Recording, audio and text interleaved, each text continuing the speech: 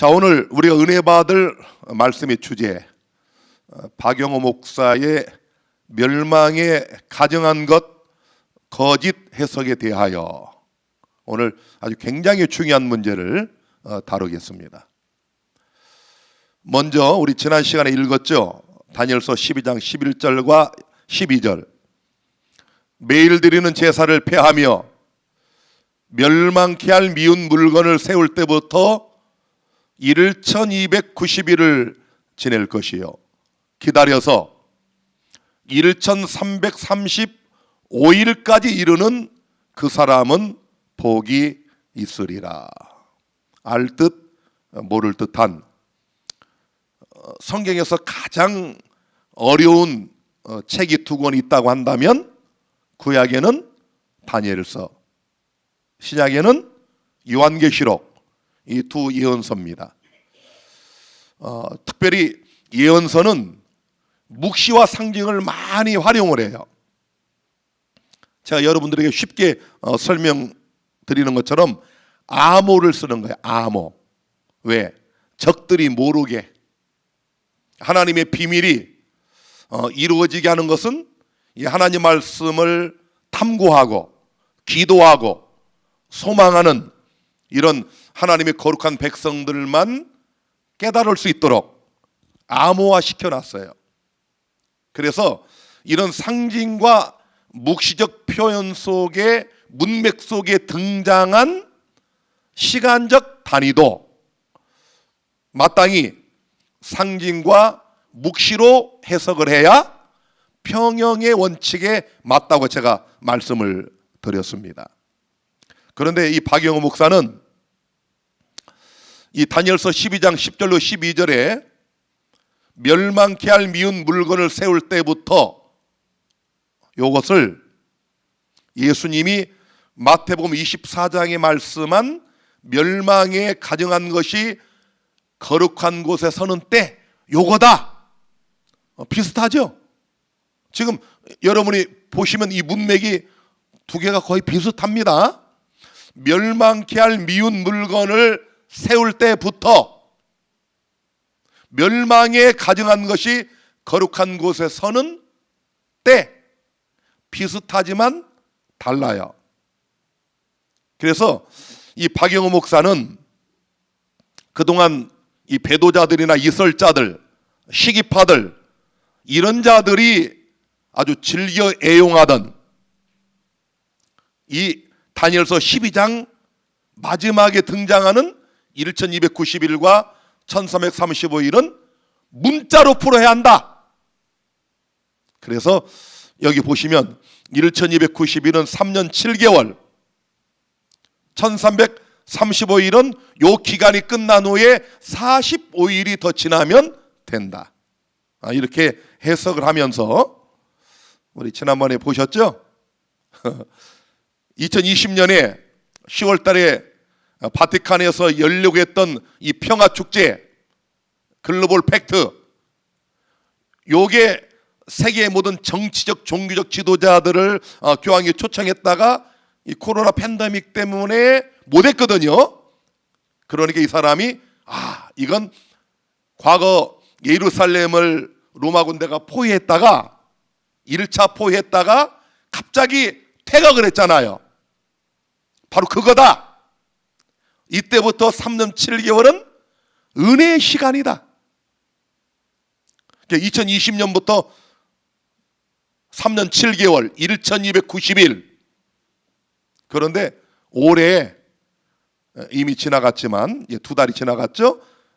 22년 10월 달에 아브라함 가족의 집을 완공하는 그게 2차 포위다. 이런 얘기를 했습니다. 참 기가 막히죠. 그랬다가 올해 그게 안 이루어지니까 제가 그때 동영상 다 보여드렸죠. 2023년으로 미루고 에브라하믹 하우스 오픈은 미루고, 자, 그 밑에 보이죠? 22년 10월 달 2차 이 글로벌 팩트가 무산이 됐다. 그런데 내년 8월 달에 리스본에서 청년대회가 있는데 50만 명이 모인다. 그러면서 23년 10월에는 바티칸 시노드가 있는데 이제 그때 이 에브라임릭 패밀리 하우스가 오픈이 된다. 이게 2차 포위일까? 자, 뭐 굉장히 좀 흥미로워 보이고, 뭔가 종말적 시기를 알 수 있는 것 같고, 그래서 이 박영호 목사는 재림의 날과 때는 모르지만 환란의 시기는 알 수 있다. 이렇게 해서 사람들을 미혹을 합니다. 자, 여러분, 이 아브람 가족의 집이 뭘까요? 이 아부다비에다가 짓는데요. 본래 이 뉴스처럼 올해 10월에 개관 목적이었습니다. 맞아요. 자, 기사를 좀 보여드릴게요. 최근 아브람 가족의 집을 구성하는 예배당 세 곳의 명칭도 공식 발표됐다. 자, 이제 여러분, 카톨릭과 이슬람 그리고 유대교가 공통 분모가 있어요. 아브람. 이슬람도 모세오경을 믿거든요. 뭐 유대교는 뭐 말할 것도 없고, 카톨릭도 마찬가지고. 그래서 우리가 서로 이렇게 싸우지 말고 분쟁하지 말고 공통 분모를 찾자. 그래서 우리 아브람 가족의 집을 건축하자. 예배당 인근에는 사람들로 하여금 인간 형제애와 연대를 본보기 삼아 각 신앙의 고유한 특성을 보존하는 가치를 장려하는 문화센터도 조성될 예정이다. 아브람 가족의 집 디자인은 세계적인 건축가 데이비드 아드자에 의하여 설계됐다. 자, 모스크, 이슬람 사원이에요. 그 다음에 교회, 카톨릭 교회, 그 다음에 시나고그, 유대인들 회당이라고 그러잖아요. 요 세 개의 주요 건물을 아부다비에 짓는 거예요. 그래서 유대교와 기독교, 이슬람교가 공유하는 가치를 한 장소에 담아내자. 사실 이것도 놀랄만한 일이에요. 여러분, 이 종교 전쟁이 무섭잖아요. 우리 세계사 역사를 보면은 이 종교 때문에 얼마나 많은 전쟁들이 있었고 지금도 현재 진행형이고, 그런데 숙적이고 원수 같았던 이슬람, 카톨릭, 유대교가 하나가 된다. 아주 뭐 그럴듯한 그림입니다. 이것도 사실은 마지막 재림의 징조를 위해서 치닫고 있는 계시록 13장의 예언 성취가 분명해요. 그래서 이 박영호 목사가 요걸 딱 집은 거예요. 이것 봐라. 이게 뭐다? 이게 1차 포이고 뭐 2차 포이고 막 갖다 붙이는 거예요. 다니엘서 12장에 1290일 3년 7개월, 그게 끝나면 45일만 있으면 환란이 끝나고 재림이다. 자, 좀 더 볼까요? 또한 전통적인 건축물을 연상시키는 동시에 새 종교의 고유한 개성을 각각 유지하는 세 개의 건물이 상징적이고 기하학적인 구조로 조화를 이룬 것이 인상적이다. 이러한 구조는 세 종교의 상호 공존을 표방한다. 놀라운 예언의 성취죠. 왜냐하면 계시록 13장의 예언은 어차피 종교는 나중에 하나가 됩니다. 정치도 하나가 돼요. 종교와 정치가 야합을 합니다. 복합 짐승으로 나타난 로마의 교황권과 새끼양으로 등장하는 정치적인 세력인 미국, 이 두 세력이 하나가 되면 최후의 환란이 와요. 자, 그러니까 이게 이 박영호 목사 볼 때 아주 구미가 당기죠. 구미가 당겨요. 자, 그래서 박영호 목사 얘기는 뭐냐면은 1차 포위 풀었다가 2차 포위가 오면 이게 잘 보셔야 돼요. 이번 얘기는 멸망에 가증한 것이 선다 이거예요. 그게 그때부터 1290일 1335일을 문자적으로 적용하면 환란이 끝난다. 자, 여러분, 정말 이 다니엘서 12장 11절에 멸망케 할 미운 물건이 무엇일까요? 요걸 알아야 되겠죠? 요걸 알아야 박용호 목사 같은 저는 엉터리 해석을 하지 않을 수 있는 겁니다. 자, 우리 먼저 이게 왜 이렇게 중요한가? 이제 마태복음 24장 15절 말씀, 이거 중요합니다. 다 같이 한번 읽겠습니다. 그러므로 시작. 그러므로 너희가 선지자 다니엘의 말한 바 멸망에 가증한 것이 거룩한 곳에 선 것을 보거든 읽는 자는 깨달을진저. 다 같이 읽는 자는 깨달을진저. 이번에 코로나 걸리고 후유증인가 소리가 그냥 지금 한 2명 앉아 있습니까? 다시 한번 읽는 자는 깨달을진저. 왜 성경에 이 말씀이 있는가를 여러분이 유심히 봐야 돼요. 다른 이런 말씀 안 나옵니다. 왜 유독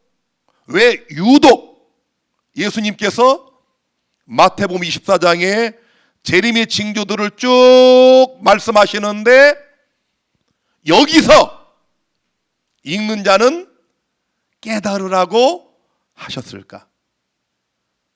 다시 한번 다니엘서 12장에는 악한 자는 깨닫지 못하지만 오직 누구는 지혜 있는 자는 깨달으리라. 이 문제가 그렇게 중요한 거예요. 자, 그러면 예수님께서 지금 감람산에서 제자들과 함께 예루살렘을 이렇게 내려다 보시면서 멸망에 가증한 것이 거룩한 곳에 선 것을 보거든. 아주 중대한 말씀. 자, 이 말씀을 하게 된 배경을 보겠습니다. 자, 마태복음 24장 3절에 예수께서 감람산 위에 앉으셨을 때에 제자들이 조용히 와서 가로되 우리에게 이르소서, 우리에게 말씀해 주세요. 어느 때에 이런 일이 있겠사오며 또 주의 임하심과 세상 끝에는 무슨 징조가 있사오리까? 자, 다시 한번 여러분 잘 보세요. 제자들이 이 감람산에 올라가 가지고 휘황찬란하게 빛나는 예루살렘을 자랑을 했습니다. 예수님 이것 좀 보세요. 기가 막히지 않습니까? 웅장하지 않나요? 그때 예수님이 저것이 돌 위에 돌 하나도 남지 않고 다 무너지리라. 이 말씀을 하시니까 제자들이 깜짝 놀라가지고, 왜냐하면 그 당시에 유대인들, 이 제자들의 관념은 저 예루살렘이 무너지면 세상은 종말이다, 이런 생각을 가지고 있었어요. 그래서 아니 어느 때에 이런 일이 있겠사오며 어느 때에 또 세상 끝에는 그렇다면 무슨 징조가 있겠습니까? 자, 다시 한번 여러분 잘 보세요. 제자들의 두 가지 중대한 질문. 첫째는 언제 예루살렘이 멸망합니까? 뭘 물었어요? 때를 물었어요. 언제? 두 번째, 주의 임하심과 세상 끝에는 무슨 징조가 있겠습니까? signs, 징조를 물었어요. 요걸 잘 구분하세요. 요걸 더 쉽게 설명드리면은 이 감람산에서 제자들이 예수님에게 한 두 가지 질문의 핵심이 뭐예요? 예루살렘 멸망과 세상의 멸망을 물었어요. 그래서 예수님이 이 제자들의 질문을 받고 이 마태복음 24장에 누가복음 21장에 예루살렘 멸망과 함께 세상 멸망을 딱 섞어서 이중적으로 예언을 하셨습니다. 마태복음 24장에는 예루살렘 멸망과 세상 멸망이 겹쳐져 있다. 이 제자들이 그 예수님이 십자가에 죽으시고 부활하시고 승천하시고 세상이 이렇게 2000년 갈 거 상상을 못했겠죠. 제자들은 예수님이 세상의 왕이 되시고 뭐 그렇게 생각할 때니까. 그래서 예수님이 이 제자들이 충격을 받지 않도록 그러시면서 역사의 마지막에 이 말씀을 들을 우리들을 위하여 예루살렘 멸망과 세상의 멸망을 겹쳐서 말씀을 했어요.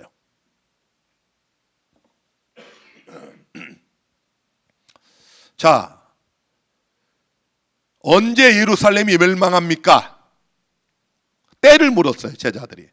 자, 이 질문에 대한 대답. 마태복음 24장 34절. 내가 진실로 시작.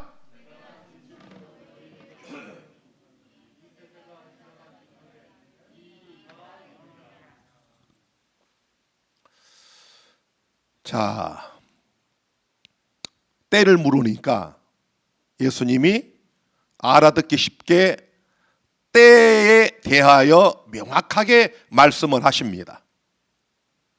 자, 언제 이런 일? 아니, 예수님 지금 도리에 돌 하나도 남지 않고 무너진다고 했는데 언제 예루살렘이 멸망합니까? 했더니 이 세대가, 지금 내 말을 듣고 있는 너희 세대가 지나기 전에 이 일이, 예루살렘 멸망하는 일이 다 이루리라. 그런데 혹시나 또 오해하지 않도록 이런 말씀을 하셨어요. 36절에. 그러나 그날과 그때는 다 같이 아무도 모르나니. 아무도 모른다.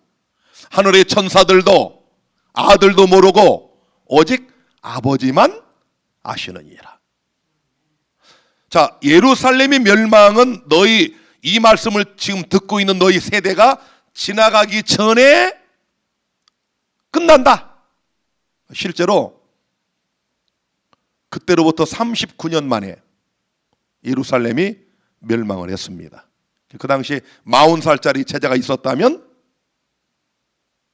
79세, 30살짜리 젊은 제자가 있었다면 몇 세? 39를 더하라니까 69세. 너희 세대가 지나가기 전에 예루살렘이 멸망한다. 그 말씀이 그대로 성취가 됐습니다. 자, 그 다음에 주님이 이 땅에 오신다고 하시는데 그 세상 끝, 그때는 무슨 사인들이 있겠습니까? 이 징조를 물었더니 거짓 그리스도와 거짓 선자들이 나타난다. 그리고 전쟁이 있다. 기근이 있다. 지진이 있다. 불법이 성하여 사람들의 사랑이 식어진다. 또 천국 복음이 모든 민족에게 증거되게 하여 온 세상에 전파된다. 그 다음에 이 재림의 징조 중에 마지막 것이 뭐냐? 멸망에 가정한 것이 거룩한 곳에 서는 것을 보거든 너희는 산으로 도망하라 그랬단 말이에요. 자, 그래서 우리 예수님이 예루살렘의 멸망은 이 말씀을 듣고 있는 너희 세대가 지나기 전에 끝나고, 재림은 이런 징조들이 쭉 있는데 마지막 징조가 멸망에 가정한 것이 거룩한 곳에 서는 그것이다. 자, 다시 한번요. 지금 예수님께서는 제자들의 질문을 듣고 예루살렘과 세상 멸망을 이중적으로 겹쳐가지고 말씀을 주셨다고 했죠. 자, 예루살렘 멸망의 때는 사복음서 중에 똑같은 말씀인 누가복음 21장 20절에는 이렇게 말씀을 해놨어요. 너희가 예루살렘이 군대들에게 에워싸이는 것을 보거든 그 멸망이 가까운 줄을 알라. 아, 예루살렘이, 거룩한 곳이 군대, 그 당시 로마 군대밖에 없잖아요. 이교 로마 군대들에게 에워싸이면, 포위를 당하면 예루살렘 멸망이 가까운 줄을 알라. 그러면서 동시에 세상 멸망, 예수께서 이 땅에 오실 때 세상 멸망의 때는 선지자 다니엘이 말한 그 멸망에 가정한 것이 거룩한 곳에 선 것을 보거든. 그게 마지막 징조다. 여러분, 서기 70년에 예루살렘이 예수님 예언대로 멸망을 했습니다. 정확하게. 여러분들이 이 마태복음 24장을 이렇게 읽으실 때 그냥 읽지 마시고 예언을 했잖아요. 39년 전에. 그 당시에 여러분, 이 헤롯 성전 같은 그런 거대하고 웅장한 위대한 그런 성전이 돌 위에 돌 하나도 남지 않고 다 무너진다고 하는 것은 상상을 못할 때예요. 마치 무엇처럼 우리 예수님 곧 오신다, 그러면 세상이 멸망한다, 이걸 세상 사람들이 믿지 않는 것처럼.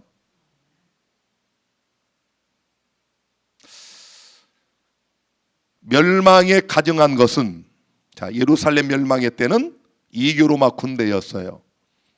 처음에 세스티어스 장군이 왔다가 포위를 했다가 거의 항복할 수밖에 없는 즈음에 갑자기 퇴각을 하고 또다시 타이터스 장군이 와가지고 2차 포위 후에 함락을 시키죠. 멸망케 합니다. 그래서 예루살렘 멸망 때는 멸망에 가정한 것은 이교 로마 군대였고 거룩한 곳은 예루살렘이었어요. 맞죠? 자, 그래서 이 그림에서 보는 것처럼 저렇게 로마 군대가 정말 여러분이 대쟁투 상권 제일 첫 파트부터 읽어보시면 요 역사적인 이야기가 아주 정말 흥미진진하게 묘사가 되어 있습니다. 예루살렘이 어떻게 멸망했는가? 이게 왜 중요한가 하면은 세상 멸망의 전조기 때문에. 다시 말하면 그 일이 일어나기 40여 년 전에 예수께서 말씀하신 그대로 예루살렘이 멸망을 했다면 세상 멸망도 분명히 올 것이다. 이걸 알게 하시기 위해서 그 말씀을 기록을 해놓은 겁니다. 자, 세상 끝. 지금 여러분과 제가 살고 있는 이 역사의 이 마지막 때에 선지자 다니엘이 말한 멸망에 가정한 것이 뭐냐? 예루살렘 때는 이교 로마 군대였거든요. 그 다음에 이 멸망에 가정한 것이 거룩한 곳에 서는 게 뭐냐? 예루살렘 멸망 때는 이교 로마 군대가 거룩한 성 예루살렘을 쳐들어와서 포위하고 함락시키고 그거였거든요. 그렇다면 역사의 마지막 때는 이게 뭐냐? 이게 이제 우리가 깊이 숙고하고 연구해야 될 주제입니다. 요걸 알아야 박영호 목사 같이 저런 엉터리 해석을 안 하게 되는 겁니다. 자, 보실까요? 4번 나와요. 여러분, 재림 징조의 마지막 것입니다. 뭐 기근, 지진, 뭐 거짓 선지자, 거짓 그리스도, 전쟁, 불법이 성함, 이건 시대마다 거의 있어 왔어요. 정말 재림의 징조, 재림 직전에 반드시 이루어지는 그 멸망에 가정한 것이 거룩한 곳에 서는 게 뭐냐? 예수님이 명확한 힌트를 주셨습니다. 선지자 다니엘이 말한 바, 멸망에 가정한 것의 정체는 어디 가야 알 수 있다? 다니엘서에 가야 알 수 있다. 다니엘서 보니까 4번 나와요. 8장 13절에 망하게 하는 죄악, 9장 27절에 미운 물건, 11장 31절에 멸망케 할 미운 물건, 12장 11절에 멸망케 할 미운 물건, 뭐 비슷비슷하죠? 자, 그러면 챕터 1, 우리 첫 번째부터 보겠습니다.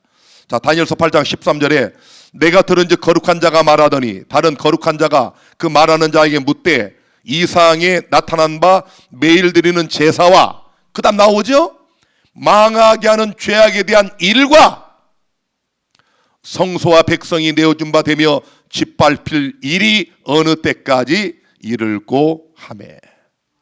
자, 이게 이제 다니엘서에 4번 언급된 요 정체의 첫 번째 언급입니다. 이게 뭘까요?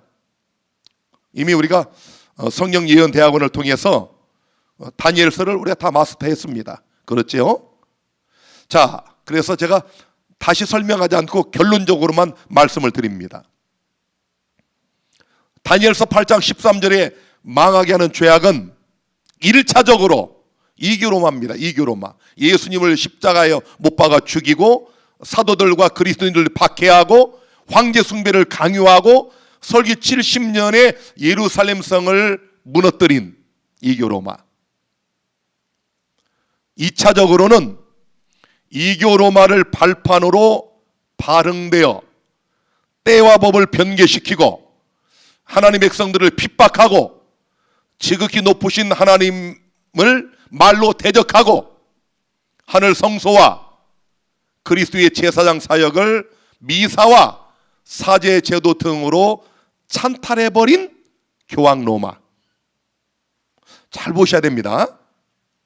제가 나중에 또 한번 말씀드리니까요. 그렇게 기억을 하시고, 자, 두 번째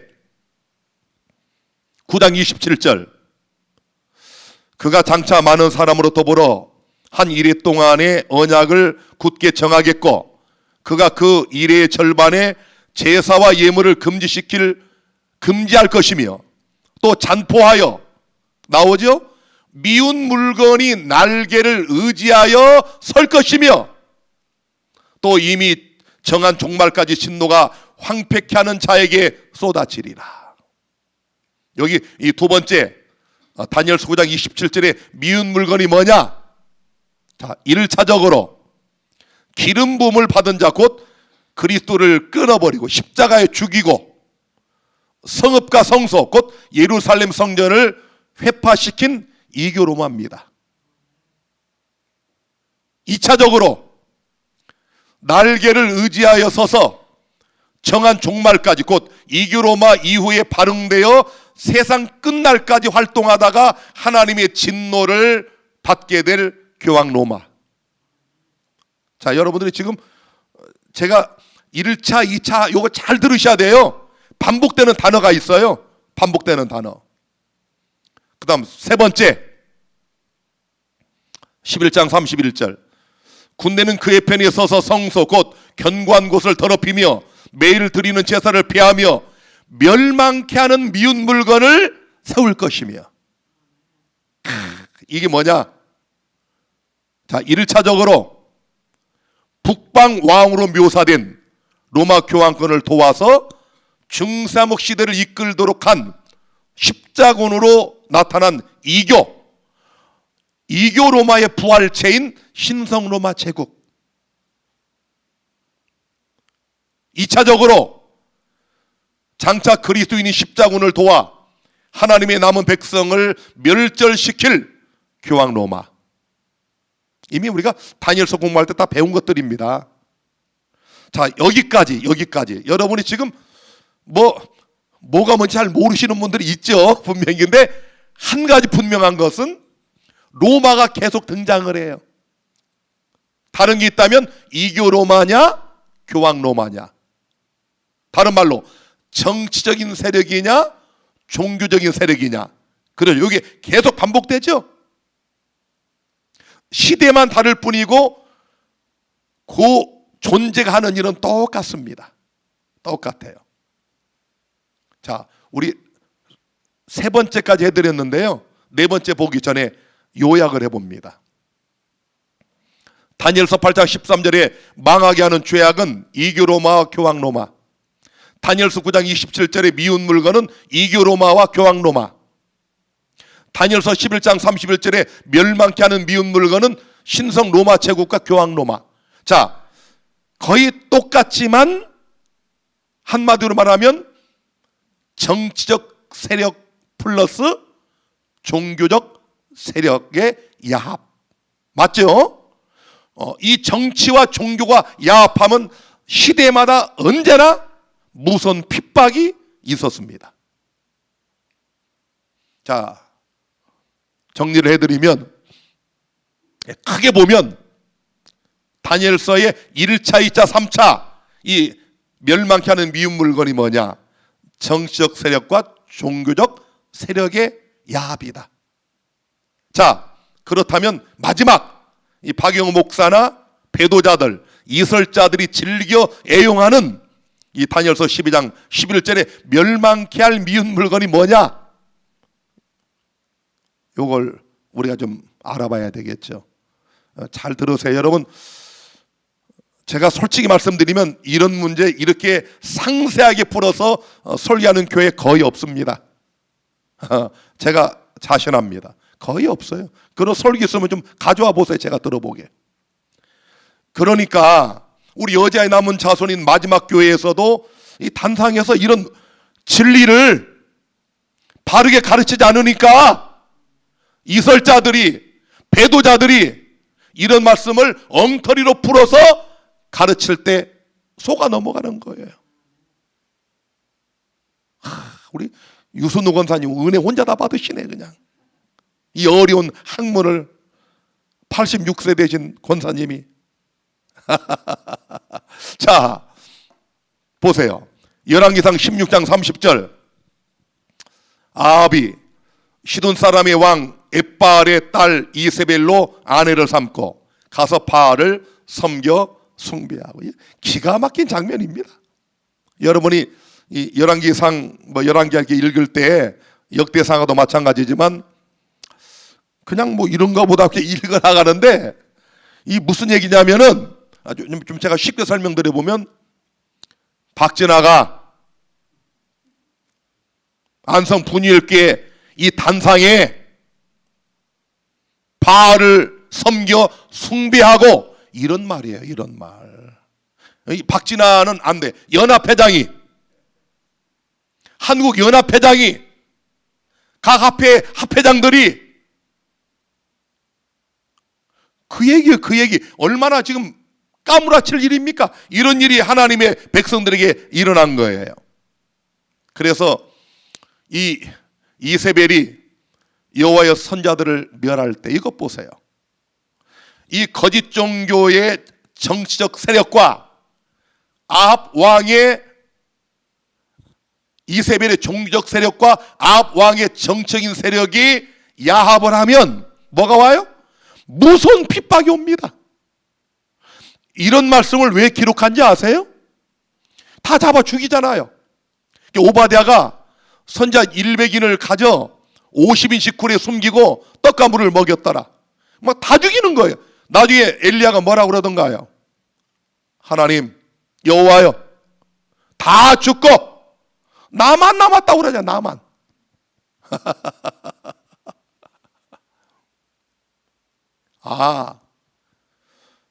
아합의 정치적 세력과 이세벨의 거짓 종교의 종교적 세력이 야합을 하면 무서운 핍박이 온다.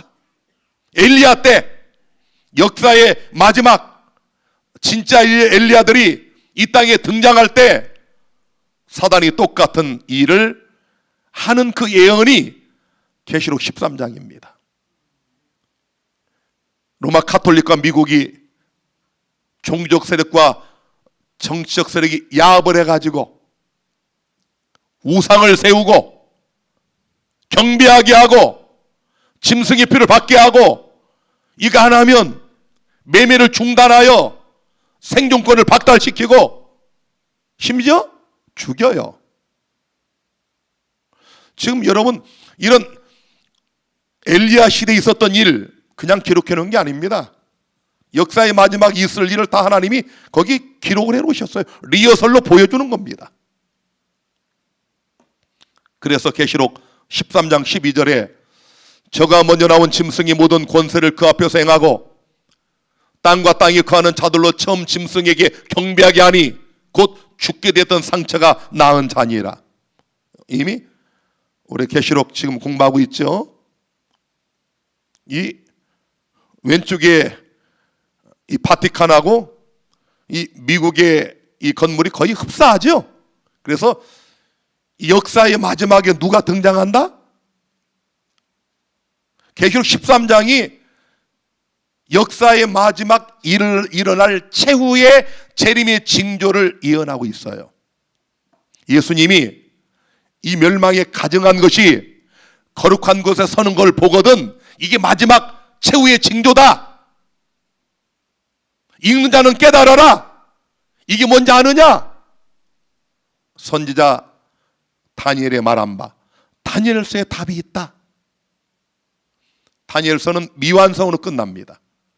다니엘서를 완결시켜주는 계시록에 와서 보니까 놀랍게도 이런 정치적 세력과 종교적 세력이 야합을 하니까 매매를 중단하고 심지어 죽이는 이런 역사의 최후의 환란의 때가 온다, 그런 얘기입니다.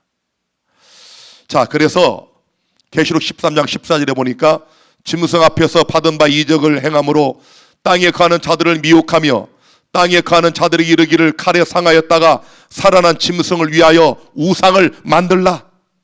우상을 만들어요. 저가 권세를 받아 그 짐승의 우상에게 생기를 주어 그 짐승의 우상으로 말하게 하고 또 짐승의 우상에게 경배하지 아니하는 자는 무엇이든지 다 뭐예요? 죽이잖아요.